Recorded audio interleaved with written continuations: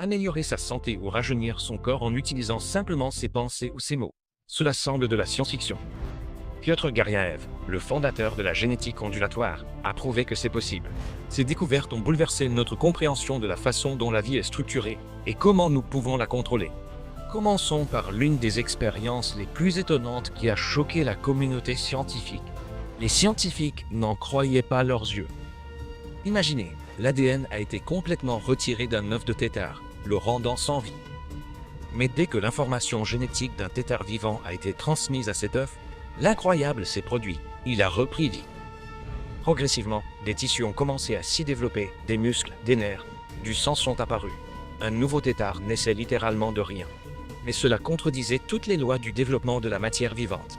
Comme on pouvait s'y attendre, Garyaev a été accusé de manque de rigueur dans son expérience.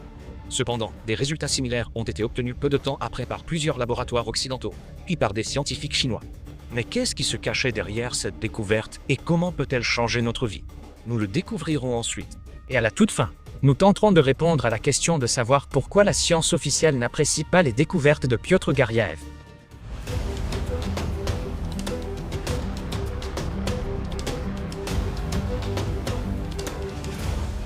Prenez conscience. Dès 1984, Garyaev a été confronté à un phénomène inhabituel lors de ses recherches sur la molécule d'ADN.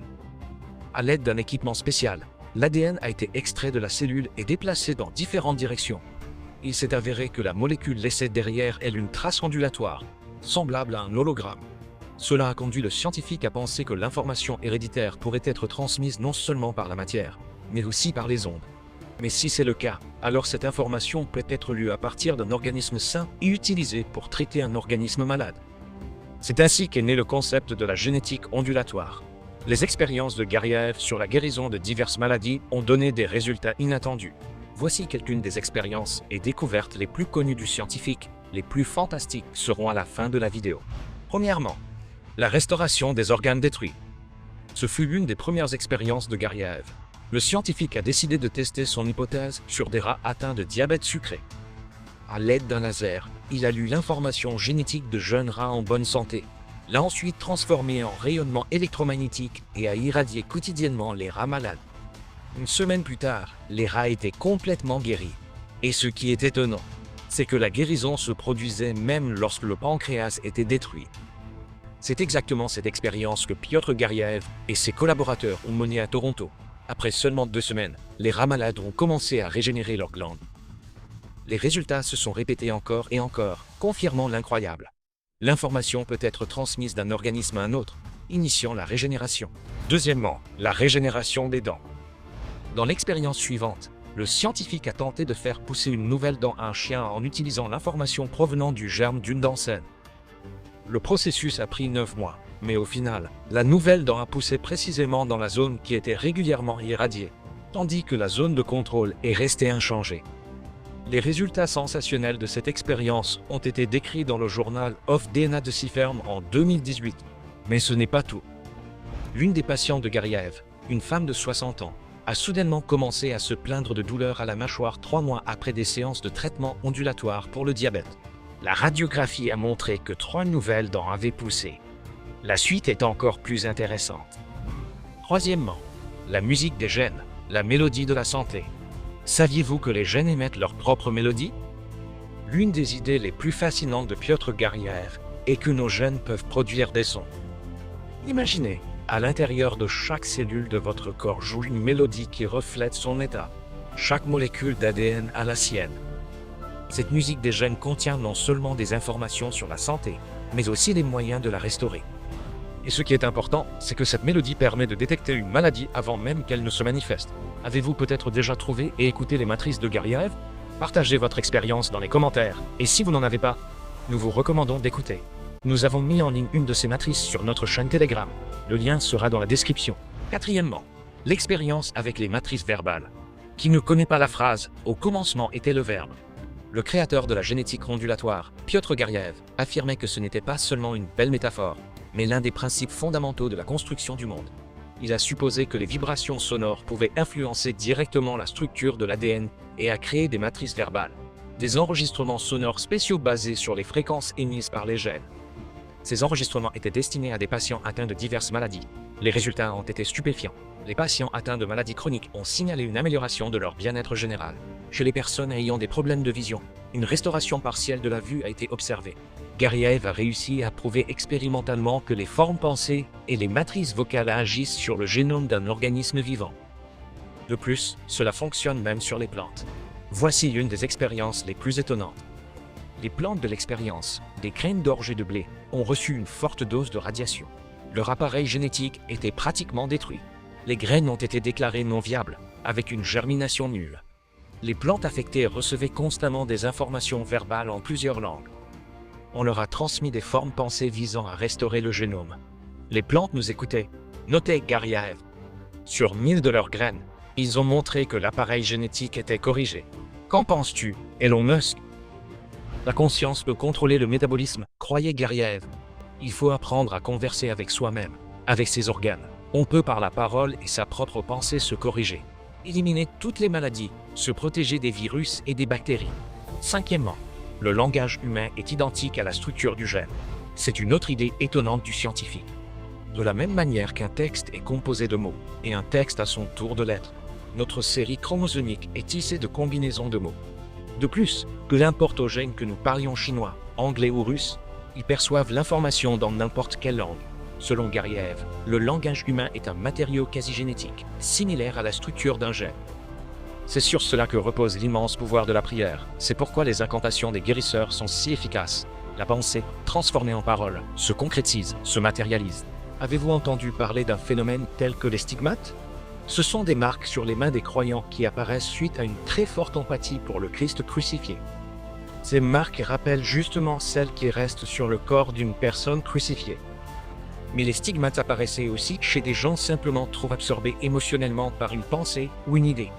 Lorsque Maxime Gorky décrivait un héros ayant reçu une blessure au couteau, il a vécu ces événements si intensément dans son esprit qu'il a crié et est tombé par terre. Une blessure ressemblant à une coupure de couteau est apparue sur son corps. La pensée et la parole humaine sont capables d'influencer l'ADN, le forçant à changer de forme et de structure. C'est l'une des conclusions les plus importantes du scientifique. Dans ses expériences, il a établi l'influence destructrice des jurons et des grossièretés sur la structure de la cellule et du génome. Et au contraire, le pouvoir créateur des mots positifs, de concepts tels que l'amour, la bonté, l'empathie. Ce qui est intéressant, c'est que les phrases dénuées de sens, qui ne signifient rien, n'avaient absolument aucun effet sur la cellule vivante. La pensée, transformée en parole, peut faire n'importe quoi à un organisme vivant, affirmait le scientifique. Si vous avez une expérience de l'influence de la parole sur la matière vivante, n'hésitez pas à la partager dans les commentaires. Ce sera une excellente base de preuve pour les sceptiques. Sixièmement, les chromosomes savent penser et mémoriser. Lorsque le cerveau traite une information, une microsynthèse active d'enzymes se produit dans le corps, ce qui intensifie le métabolisme. Les molécules d'ADN enregistrent l'information verbale nécessaire, que la personne se rappelle au bon moment. Grâce à cette technologie, Garyaev a réussi à rajeunir des femmes de 60 ans. Malgré leur âge, leur corps a recommencé à produire des ovules, comme dans leur jeunesse. C'est peut-être pour cette raison que la méthode de rajeunissement par des photographies prises dans la jeunesse fonctionne. Septièmement, génétique ondulatoire et rajeunissement. Garyaev a mené les toutes premières expériences sur lui-même. Voici ce qu'il a écrit à ce sujet. J'ai réussi à ralentir la vieillesse. Je me souviens parfaitement de toutes mes performances physiques que j'avais à 25 ans. Je les répète maintenant. Je fais 100 pompes, mais je peux en faire 200. Je cours 1 heure chaque jour. Je nage 100 mètres plus vite qu'auparavant. À cette époque, le scientifique avait 70 ans. Dans l'ensemble, ces expériences ont montré que les ondes sonores sont capables de réparer les cellules endommagées et même de ralentir le vieillissement.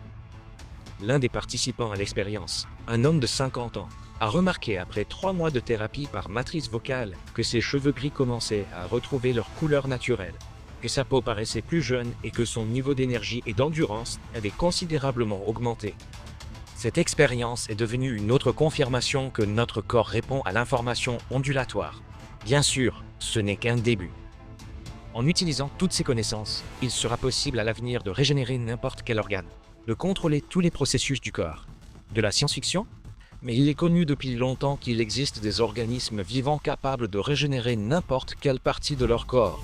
Une petite méduse discrète appelée Turritopsie est capable d'inverser le vieillissement. Elle atteint un âge avancé, puis se transforme en embryon, à partir duquel une nouvelle méduse jeune se développe. L'information, qui est le reflet de la parole, gouverne le monde, croyait le scientifique. La découverte de Piotr Garyaev n'est pas seulement une percée scientifique, mais aussi un défi aux conceptions traditionnelles de la médecine et de la génétique. Si la génétique ondulatoire devient universellement acceptée, elle pourrait radicalement changer notre conception du traitement des maladies, du rajeunissement et même de la nature de la vie elle-même. Imaginons seulement les perspectives que la génétique ondulatoire peut ouvrir. Traitement des maladies incurables. L'utilisation des technologies ondulatoires pourrait devenir la base de la thérapie pour des maladies telles que le diabète, les troubles neurodégénératifs, etc. Rajeunissement des cellules. Les programmes visant à la restauration cellulaire peuvent ralentir le vieillissement, améliorer l'apparence et l'état de santé général. Correction génétique sans chirurgie. La transmission d'informations ondulatoires peut corriger les défauts génétiques sans nécessité d'intervention chirurgicale sur l'ADN. Ces technologies ne pourraient-elles pas devenir accessibles à tous? Ou la science n'est-elle pas encore prête à accepter une telle révolution? Qu'en pensez-vous? La génétique ondulatoire sera-t-elle reconnue comme une science officielle?